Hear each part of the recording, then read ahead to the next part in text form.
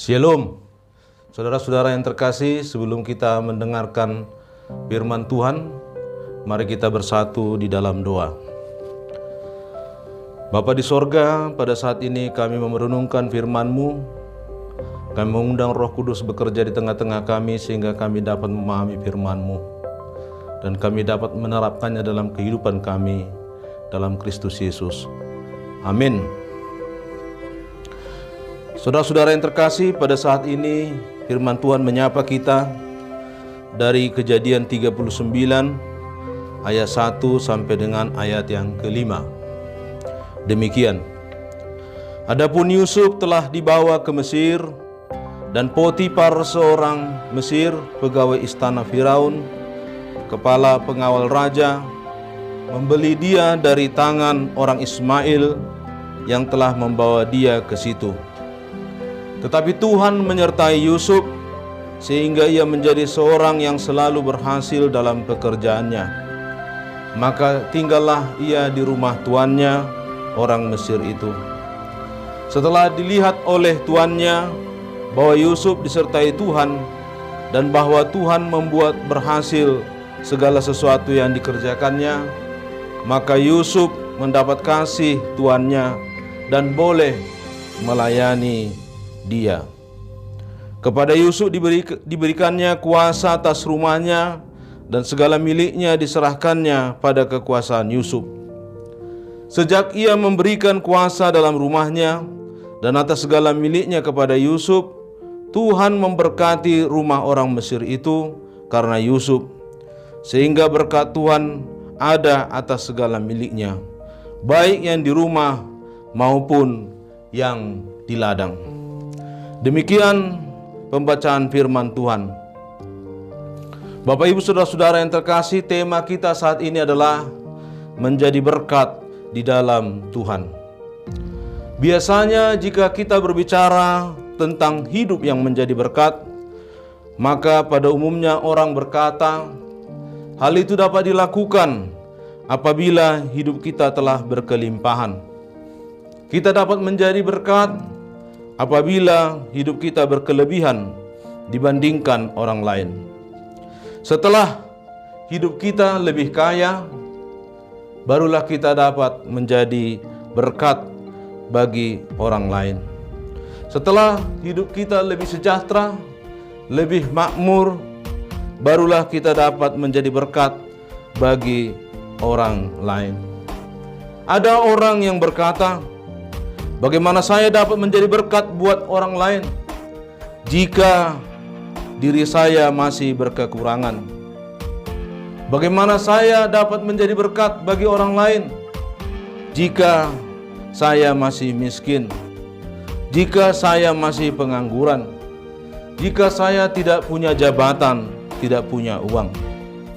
Untuk itu ia berusaha untuk fokus pada dirinya saja, fokus pada keluarganya, fokus pada kepentingannya saja.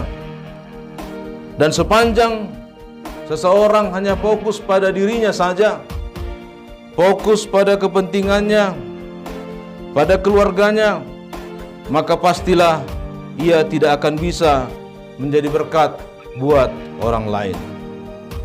Dalam Kejadian 39 yang telah kita baca, kita melihat bagaimana Yusuf menjadi berkat buat Potifar dan keluarganya.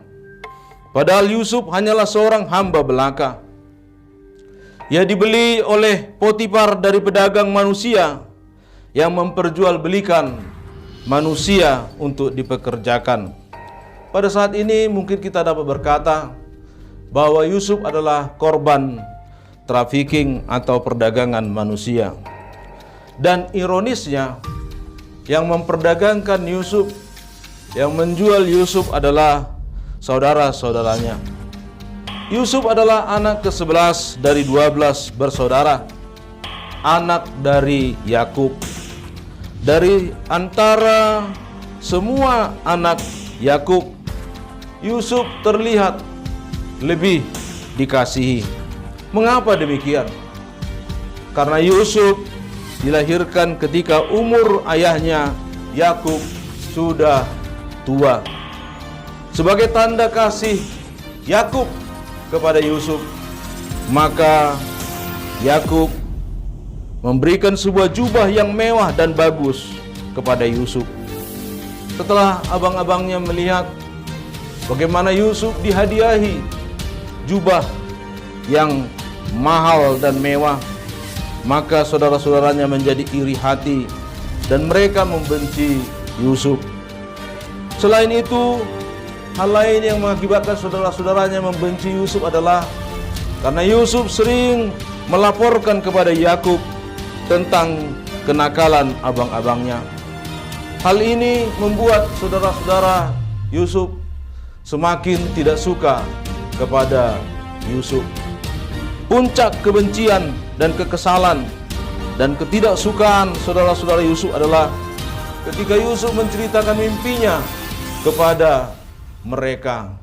Yusuf bercerita bahwa dia bermimpi pada suatu ketika mereka bekerja di ladang mengumpulkan berkas-berkas gandum. Berkas-berkas itu diikat dan dikumpulkan. Tetapi ada hal yang aneh yang terjadi, di mana berkas yang diikat oleh Yusuf itu berdiri tegak. Lalu kemudian berkas-berkas yang dikumpulkan oleh saudara-saudaranya mengelilingi dan sujud. Mendengar hal ini, saudara-saudaranya berkata, "Apakah engkau ingin menjadi raja atas kami? Apakah engkau ingin berkuasa atas kami?" Jadi makin tidak sukalah saudara-saudara Yusuf kepadanya. Lalu di lain waktu Yusuf bermimpi lagi dan berkata, "Aku bermimpi pula, tampak matahari, tampak bulan, dan 11 bintang sujud menyembah kepadaku." Setelah hal itu didengar oleh ayahnya dan saudara-saudaranya, maka Yakub ayahnya menegur Yusuf dan berkata, "Mimpi apa mimpimu itu? Masakan aku dan ibumu serta saudara-saudaramu sujud menyembah kepadamu sampai ke tanah?" Maka saudara-saudara Yusuf semakin membenci Yusuf. Padahal Yusuf tidak mengada-ada. Dia menceritakan apa yang dia alami.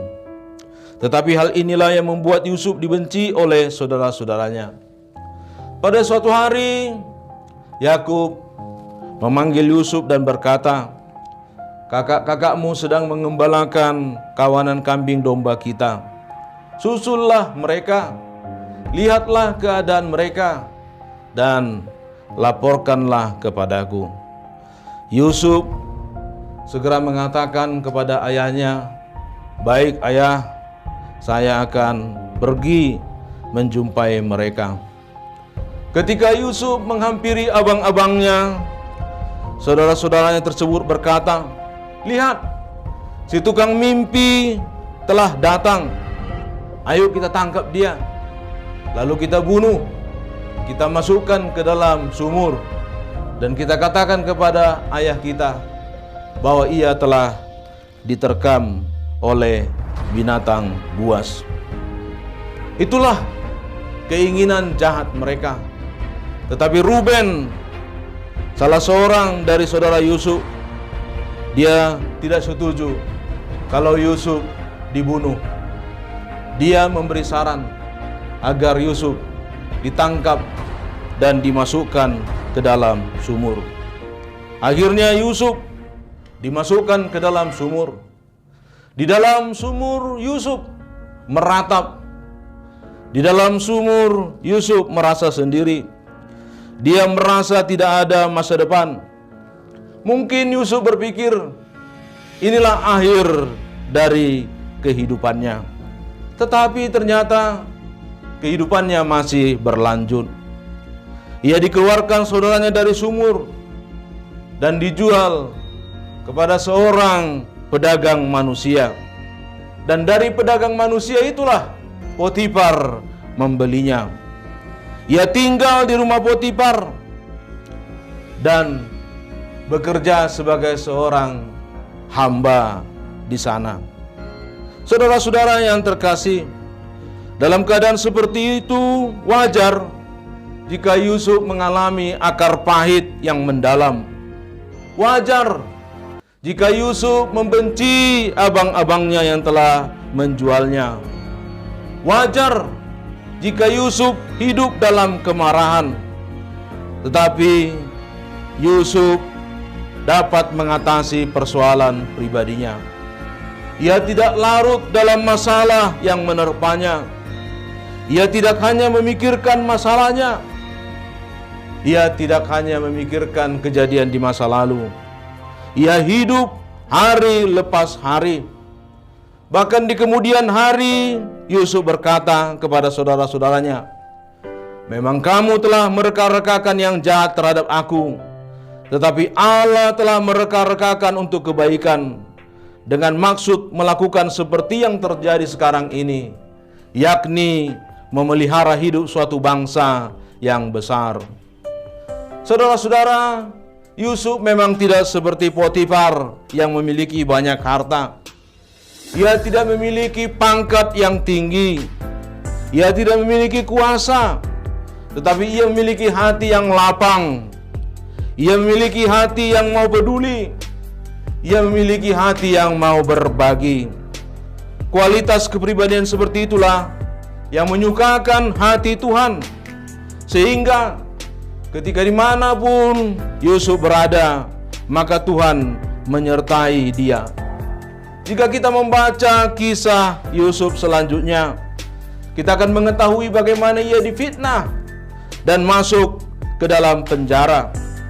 Tetapi di dalam penjara, ia dapat menjadi berkat bagi saudara-saudaranya yang ada di sana. Bahkan dari penjara, ia diangkat menjadi seorang pejabat di Mesir. Mengapa bisa terjadi seperti itu? Jawabannya kita temukan pada ayat 2 dari perikop kita. Dikatakan, Tuhan menyertai Yusuf sehingga ia menjadi seorang yang selalu berhasil dalam pekerjaannya. Ia bekerja dengan baik sehingga hasil pekerjaannya juga baik. Ia menjadi orang yang bertanggung jawab. Potifar memberi kepercayaan kepadanya dan ia menjalankan kepercayaan itu dengan baik.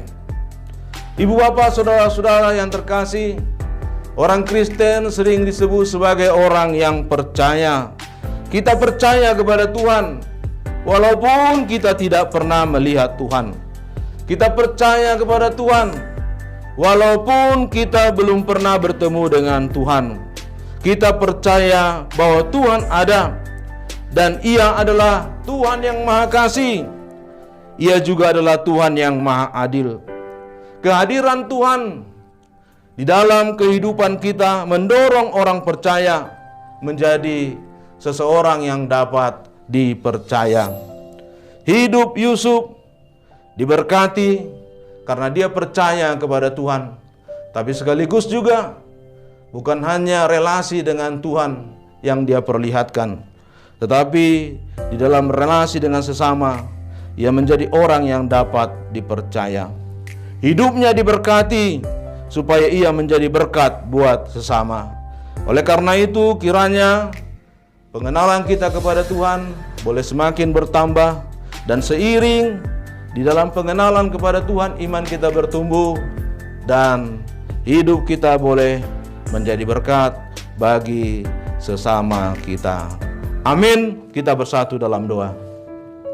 Bapa di sorga, terima kasih buat firman-Mu yang kami boleh dengarkan pada saat ini. Kiranya hidup kami boleh diberkati untuk kemudian menjadi berkat bagi sesama dalam Kristus Yesus. Amin.